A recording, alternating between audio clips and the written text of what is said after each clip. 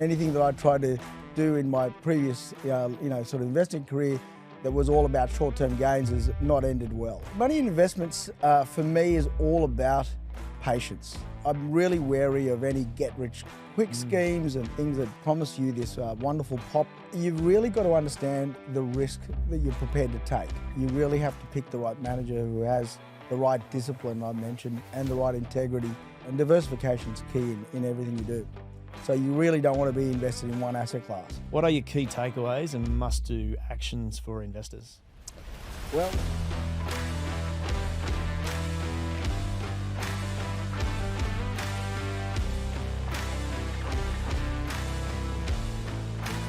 Private markets investments are investors can find some real value.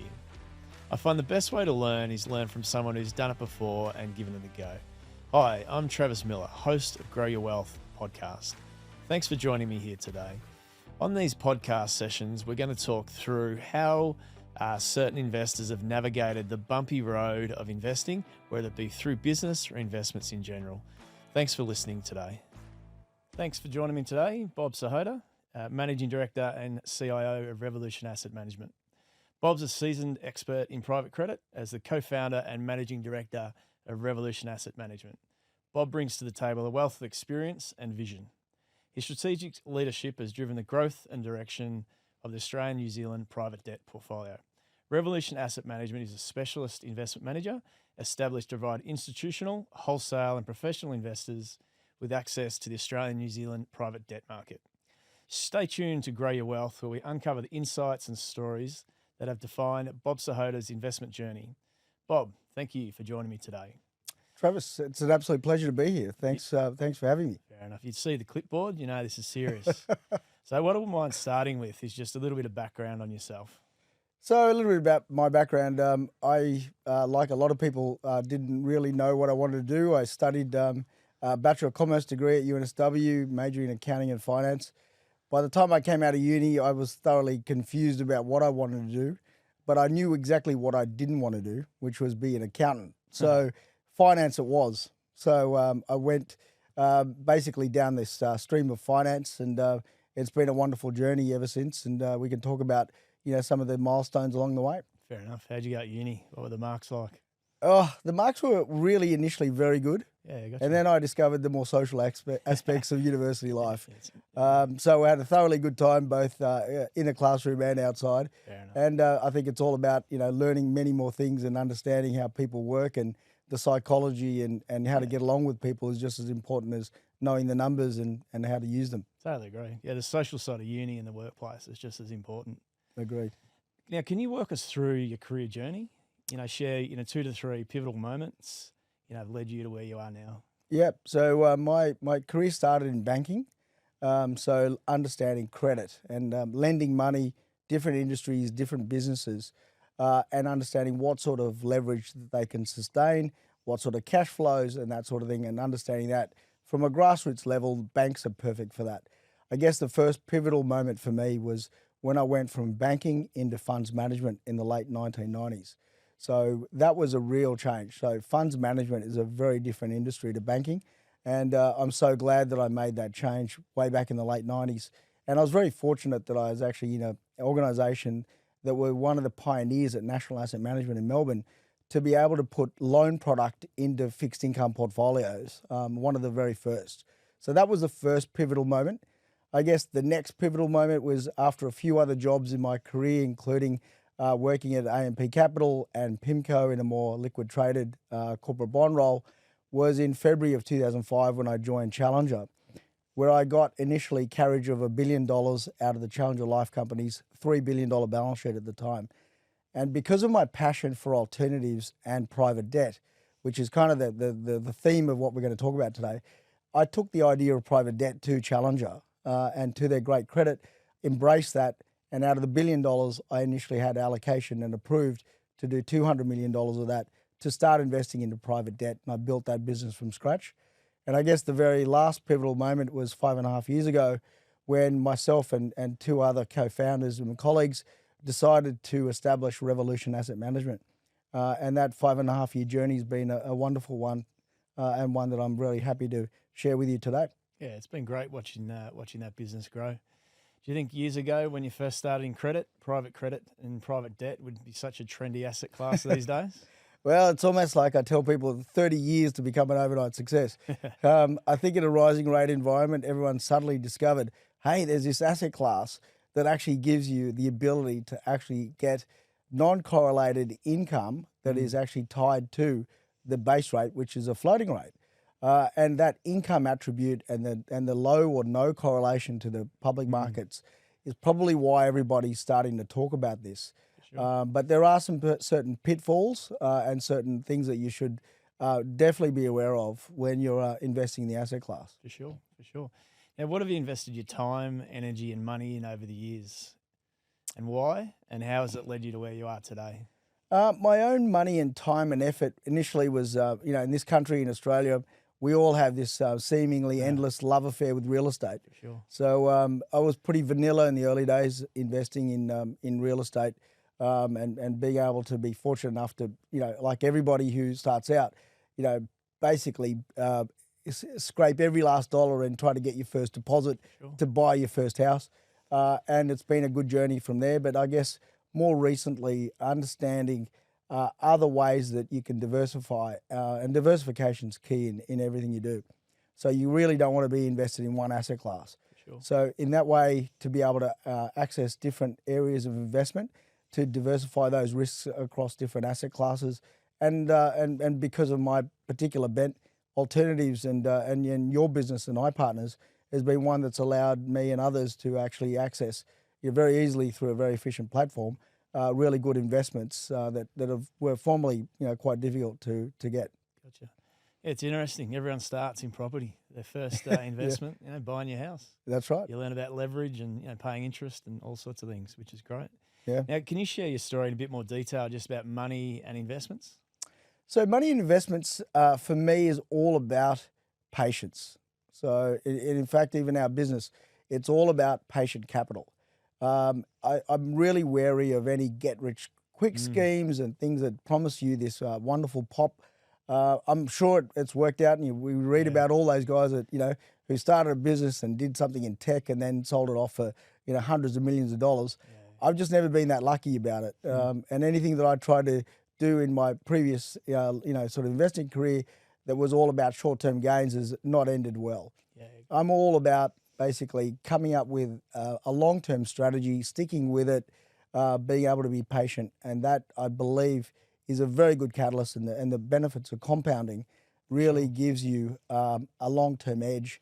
You won't get rich overnight, but there's a surefire way that you can minimize downside risk if you pick really good investments and stick with them. Yeah, totally agree. Get rich schemes are great until they're not. That's Basically. right. Yep. Hey, if you're enjoying this, please subscribe on whatever platform you're using. It helps us build a community. We want to educate investors, and this is what it's all about. So, where did the idea for Revolution come from? And where did you source your first dollar of capital? Yep. And who supported you along the journey? Yeah. Look, there's really important people in our lives that have made a huge impact. Really, the idea came from global banking regulations. Sure. So banks used to be all things to all people. There was really no private debt market as such or opportunity. We were doing it back in the late 90s, but it was very small non-bank lending market. Yep. Then at AMP Capital, we were doing leveraged buyout lending, again, one of the only non-bank lenders in the space. But I would say the momentum in what we do has really gathered pace with global banking reform really in the aftermath of the global financial crisis. In other parts of the world, in the US and in Europe in particular, banks came out of that period in a lot worse shape than the big four Australian banks. And that really caused the Australian banks to continue on their merry way of looking at revenue and market share when all the other banks in the world had really had to reduce their balance sheets and get a lot of risk off their balance sheets. That spawned the private debt markets in those markets. In 2008, 9 and onwards.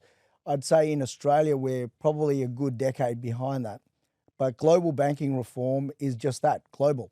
So the Australian banks started to really feel the pinch of that in really 2018. And that was the year that we established Revolution. So These big banks, they move out of certain areas because of regulatory capital, not because these are bad areas of investment and they're not creditworthy. It's just that on a pound for pound basis, these are areas that we've chosen that they are no longer very, very interested in because of regulation. That then spawns the opportunity for private debt investors like us to take, form a share of what the banks used to do and be able to provide it to institutional clients, high net worths, family offices, and wholesale client base, which we've proven over, the 5.5 year journey, growing the business very well to a $2.5 billion business today. For sure. Yeah, that makes total sense. Now, what is the biggest shift you made in your career that brought you to where you are today? Look, as I mentioned, the biggest shift was moving from banking to funds. Gotcha. But really, the biggest shift is owning my own business, and having a wonderful team around me and a culture that we've established from day one. Having had the benefit of seeing other businesses and seeing other strategies along the way, structures that have gone well or have failed, really observing what works and what doesn't. Having the benefit of many cycles of experience to be able to establish our business with very strong foundations. Yeah, gotcha. Yeah. So, on the culture front, always important to discuss. What do you think is the difference between, a smaller business like yourselves, obviously growing to a larger business, and a large institution like the banks? What do you think is culturally different about the two? Look, I sort of, on an offhand way, say it's fairly easy managing money. Much harder managing people. Yeah, gotcha. So the bigger the organisation, the harder it is to control the culture. Yeah, gotcha. And in particular, you've got other competing interests. There's regulatory impost on banks. Sure. There's often internal politics. There's this discretionary bonus where everybody's trying to jockey for position. And a lot of times they're doing a lot of work that is actually not in the interests of their ultimate shareholders or stakeholders.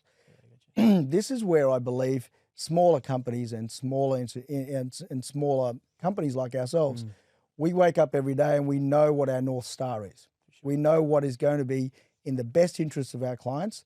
And I believe very, very firmly that whether you run a small business like a fish and chip shop all the way up to a major corporate, what you need to do is always be focused on your client's best interests. If you do that, that I think is the path to having a very successful business. Yeah, totally agree. Totally agree. Now, what's worked and what hasn't, and what have been the learnings from your career? So what's worked is, as I mentioned, long-term investments, and for us, private debt is all about investing in debt securities or loans. Yep.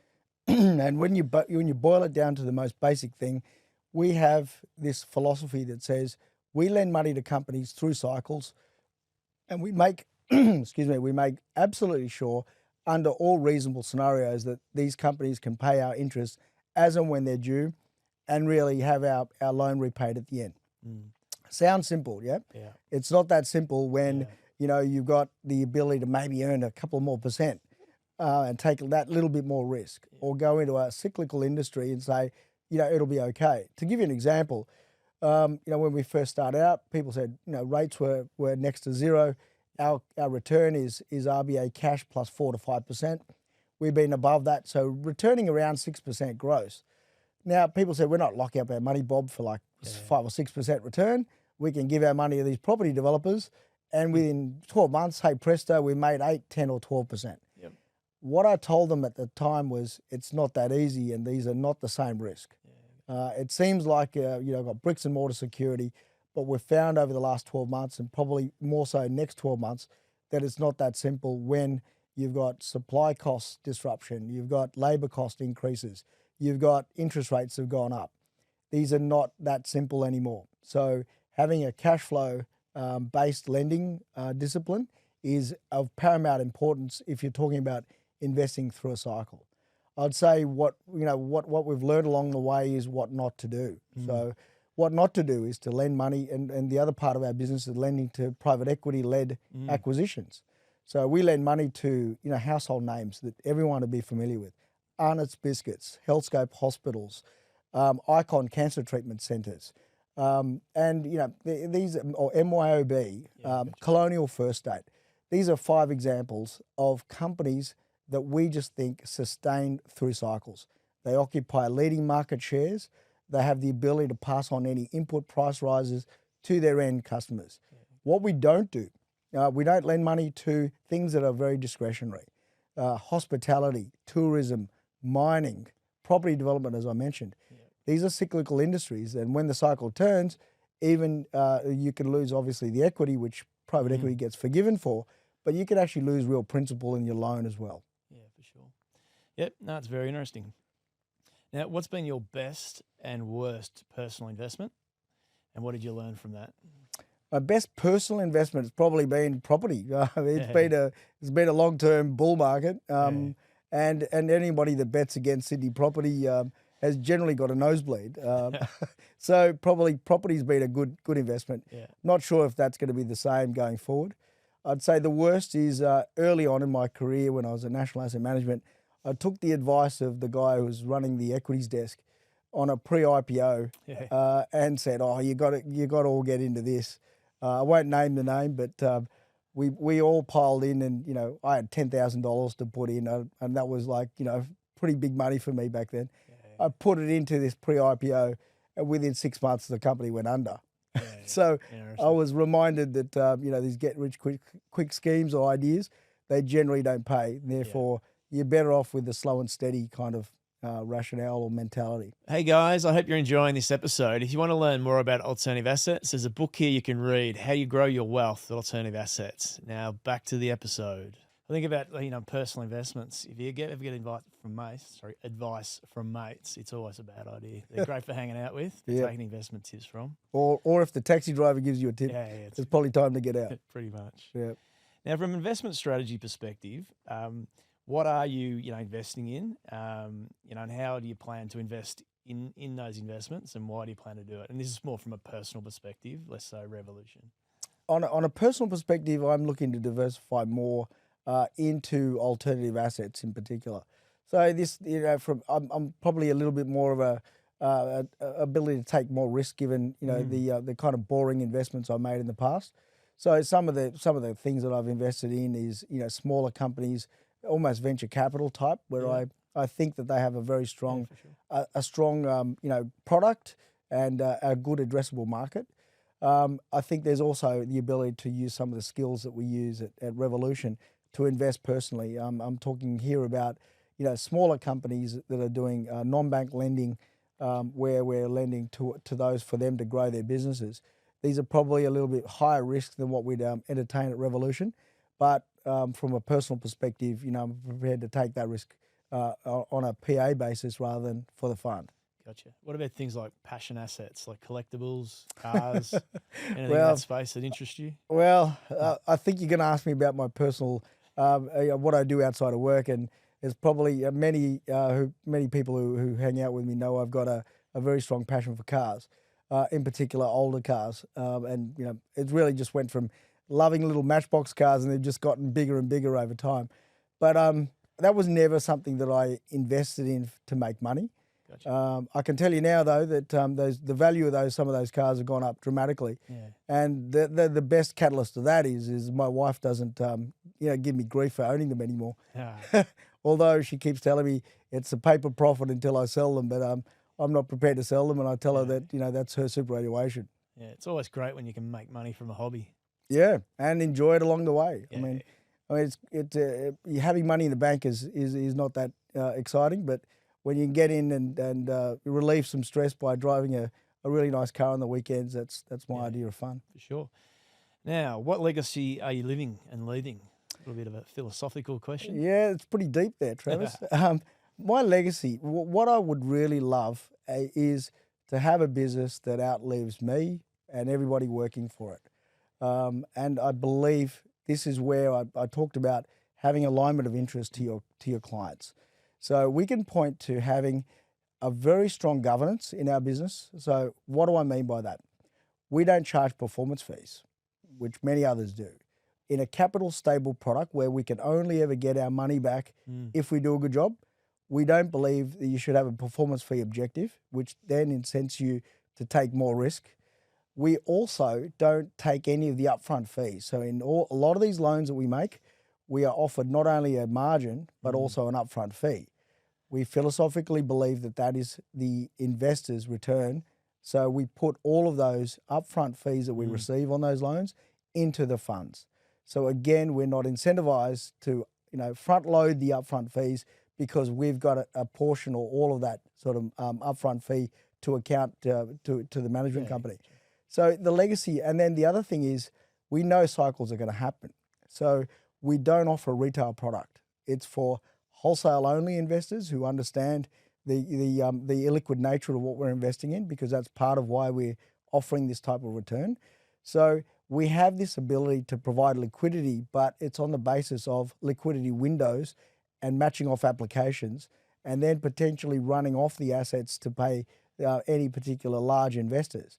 Yeah. We never fire sale investments. Gotcha. That is to the detriment of everybody in the fund. For sure. So some of the best investors in the market have gone by the wayside because they offered liquidity and a mismatch between asset and liability, whereby when people wanted their money back and they'd promised them that they could get it back on a daily or monthly basis, that's the end of their business when they gate or they start fire selling investments that are illiquid in good markets. Yeah, no, it's good structure of your fund.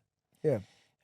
What do you believe are the keys to successful investment? I know some of these questions are overlapping, but key to successful investment and why?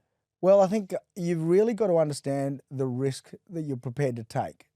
So understanding what your risk tolerance is, and if you're diversified, in which bucket does this particular investment sit? Whether you're doing it for a business or whether you're doing it personally.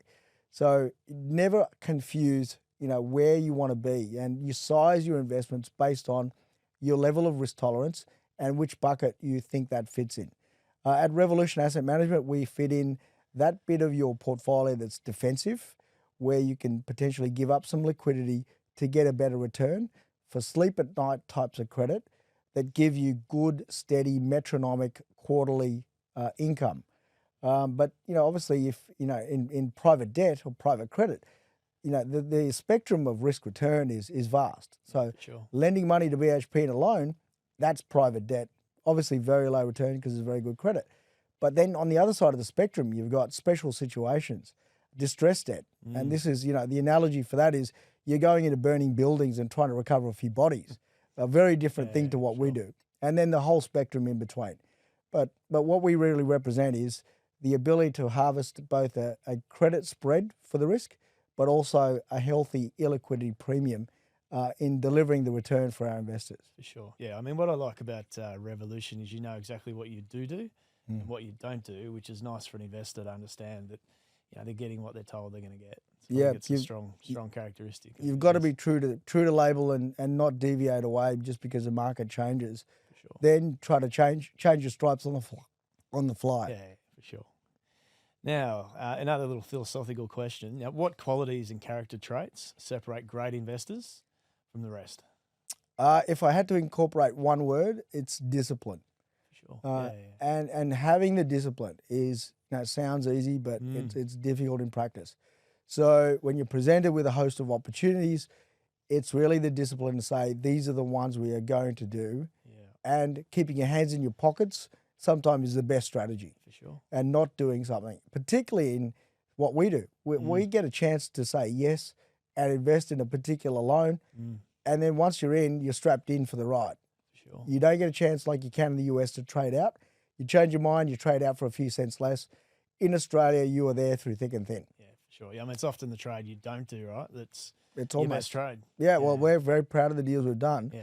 But really proud of the ones that we've avoided because they've still gotten financed. Yeah, They're just not financed by us. Yeah, gotcha. Fair enough. That's good. Now we're going to go into a bit of a quick fire questions. One or two answers. Here we go. I appreciate your time. Time to now. I know you mentioned this earlier, but what was your first job? And we're talking, when you were young, the first actual job you ever had that you earned $1 from. Probably my first real job, and I was a bit spoiled as a kid, but I was a part-time teller at the ANZ Bank at Bathurst and Castlereagh. Yeah, gotcha. And some of the things I learnt there was getting abused by people coming in, and when the rates were rising, getting abused as a part-time teller wasn't fun. Yeah, it sounds tough. Hard job. Hey, if you're enjoying this, please leave a review. It's really important to us. We're trying to build momentum around education, and better reviews will get more people coming and listening. Now, what piece of advice would you give to your younger self? Piece of advice I give my younger self, I would say, yeah, again, a bit of a broken record, but take your time. Gotcha. All good things take time. For sure. Yeah, gotcha. Now, is there a skill you think is key for building wealth? Probably a similar answer, right? You've mentioned discipline a few times, but Yeah, I think like compounding. sure. Having a regular kind of addition to what you're doing in a steady state kind of investment strategy can really build on wealth in a big way over time. It's funny, all these questions have nearly come back to your same answer of discipline, but is it a habit that you have that helped you build wealth? Yes, broken record.